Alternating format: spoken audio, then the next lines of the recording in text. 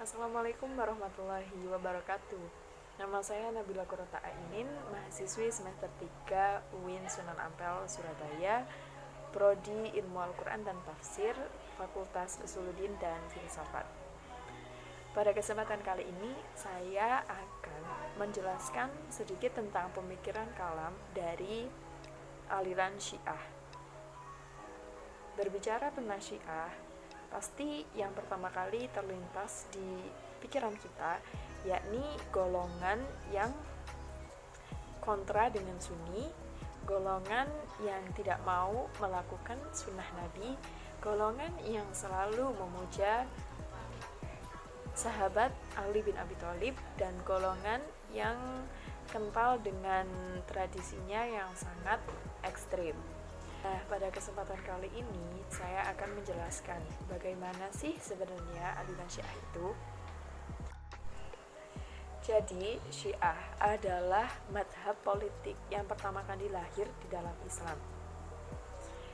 Ia muncul ketika pemerintahan sahabat Utsman bin Affan dan bertumbuh dan berkembang pada pemerintahan sahabat Ali bin Abi Thalib. Madhab ini muncul ketika melihat sosok Ali bin Abi Thalib yang mengagumkan, yang sangat mengagumkan. Sosok Ali bin Abi Thalib ini sangat dikagumi oleh mereka karena ketaatan agamanya, ilmunya, dan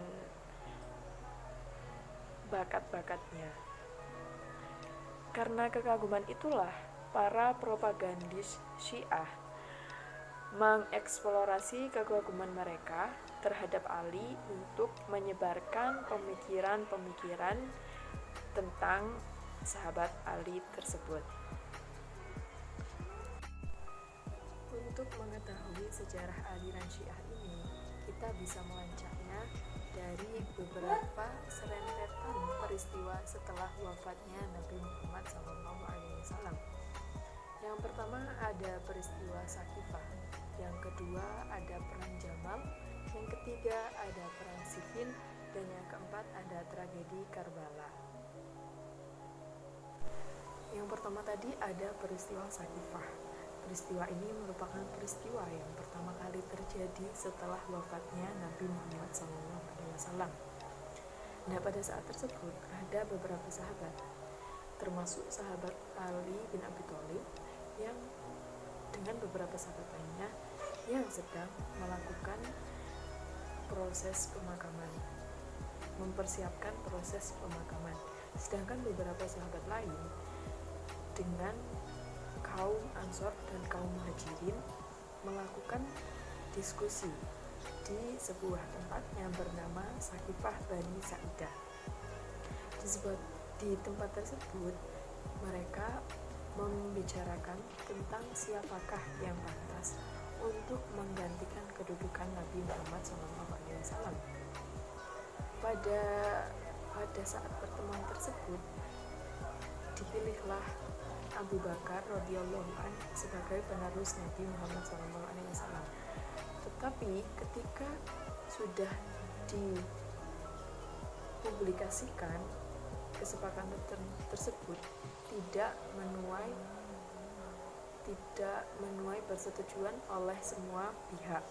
Ada beberapa sahabat yang menentang persetujuan tersebut,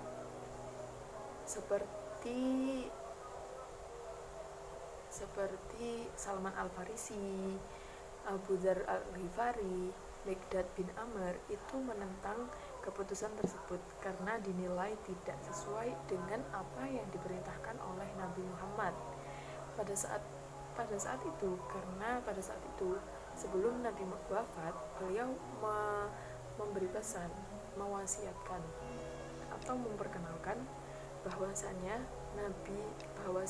penerus beliau yakni Ali bin Abi Thalib.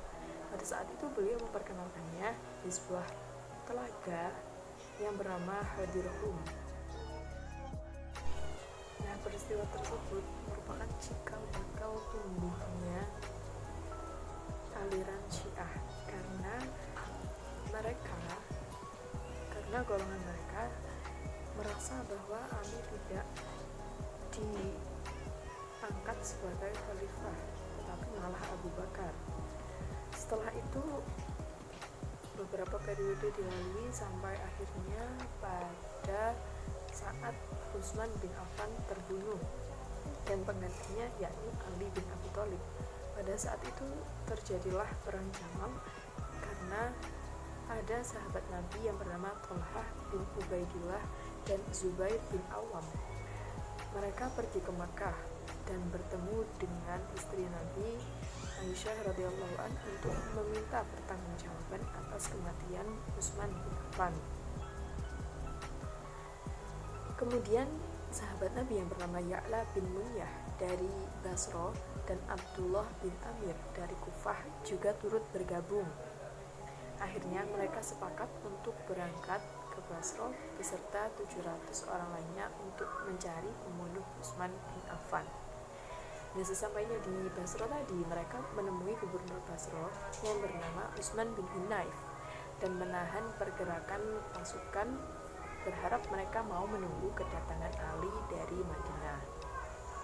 Tapi karena provokasi salah seorang Khawarij yang bernama Jalabah, maka peperangan antara Utsman bin Hunayf dan pasukan Aisyah ini tidak terbendung, yang mengakibatkan terbunuhnya gubernur Basra tadi yang bernama Utsman bin Hunayf. Dan pada saat itu Ali pun baru mendengar kematian gubernurnya saat di Kufah. Di sini akhirnya sahabat Ali mengumpulkan pasukan hingga berjumlah 10.000 pasukan. Nah, perang ini dinamakan dengan perang Jamal. Selanjutnya ada perang Siffin. Perang ini merupakan kelanjutan dari perang Jamal. Perang ini juga disebut sebagai perang saudara kedua.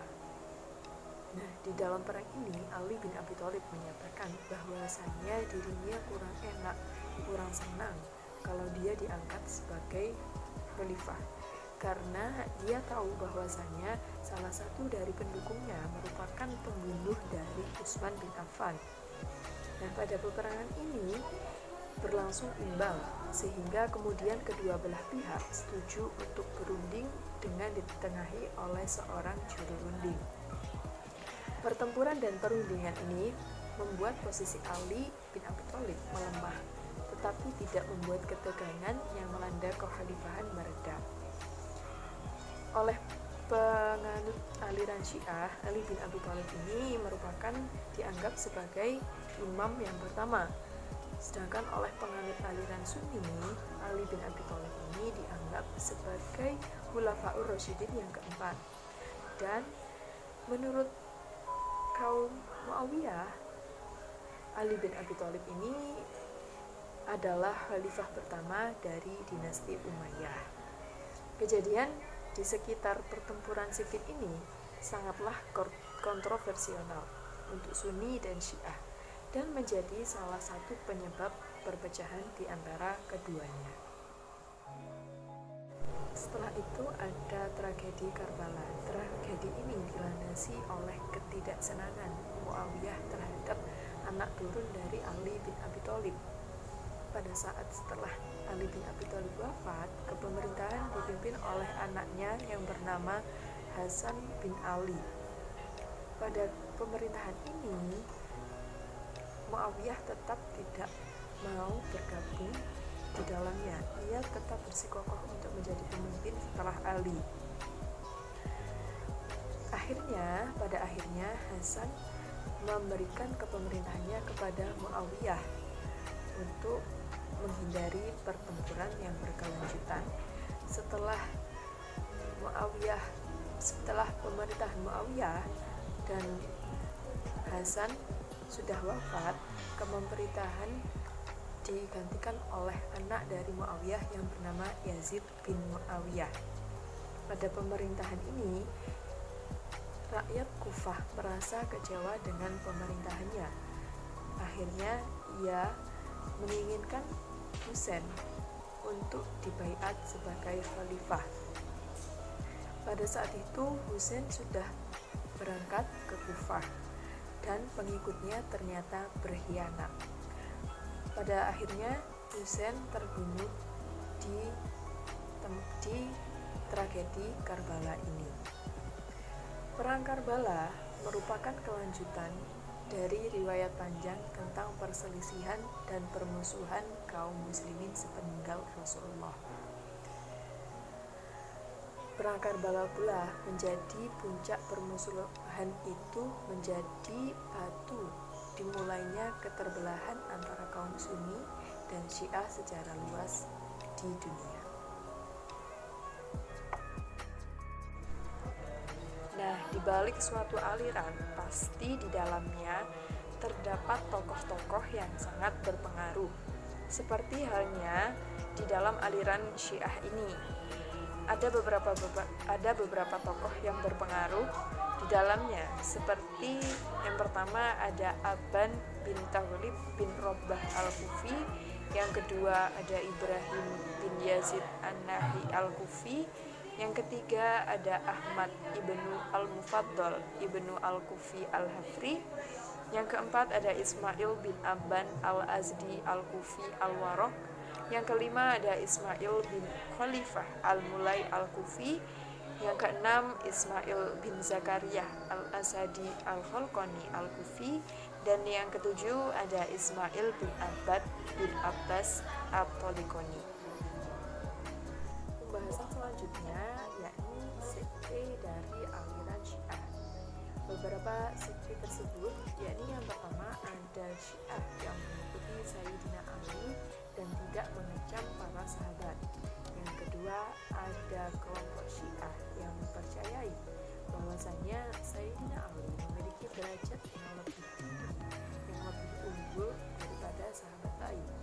Kelompok ini dinamakan dengan Tafdiliyah. Yang ketiga ada kelompok yang berpendapat bahwasanya semua sahabat Nabi adalah kafir dan berdosa besar. Kelompok ini disebut dengan Sabbaiyah karena ia merupakan pengikut dari Abdullah bin Sabba.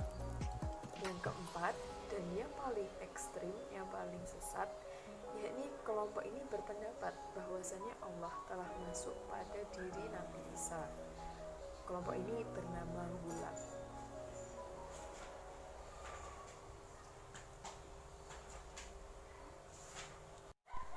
Setelah itu ada doktrin. Doktrin dari aliran Syiah ini memiliki 5 macam doktrin. Yang pertama ada At-Tauhid.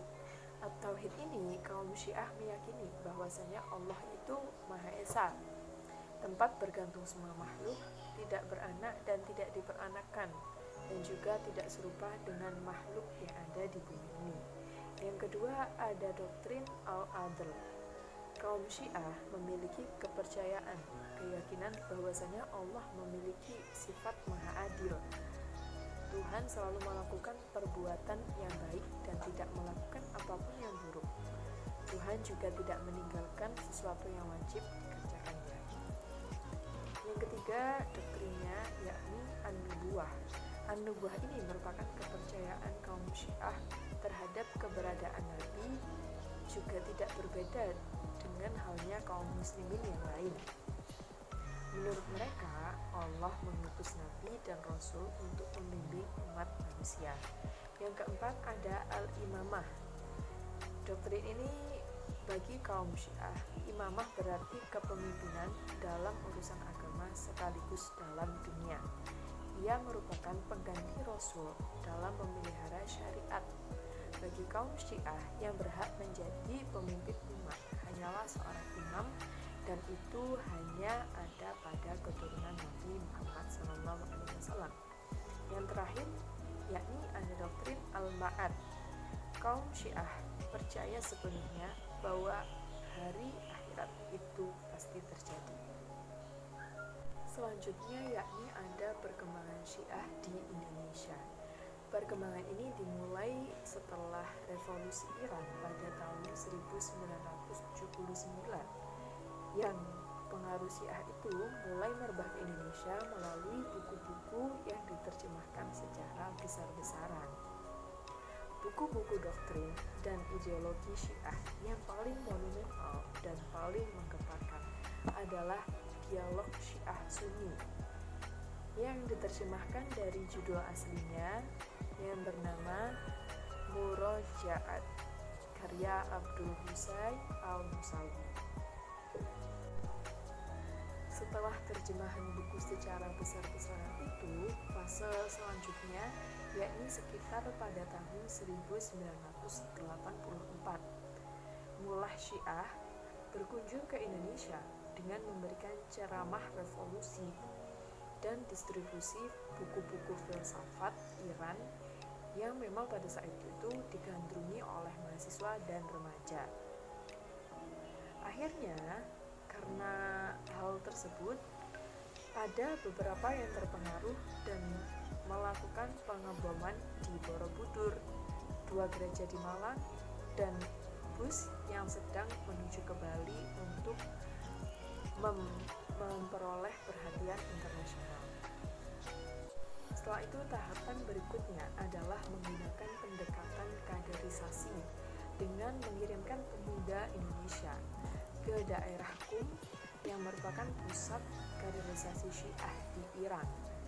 Para alumni Qum ini kemudian memfasilitasi berdirinya lembaga-lembaga pendidikan dakwah dan sosial, serta penerbitan buku-buku dan buletin siaran yang isinya menyajikan pendidikan doktrin Syiah kepada masyarakat.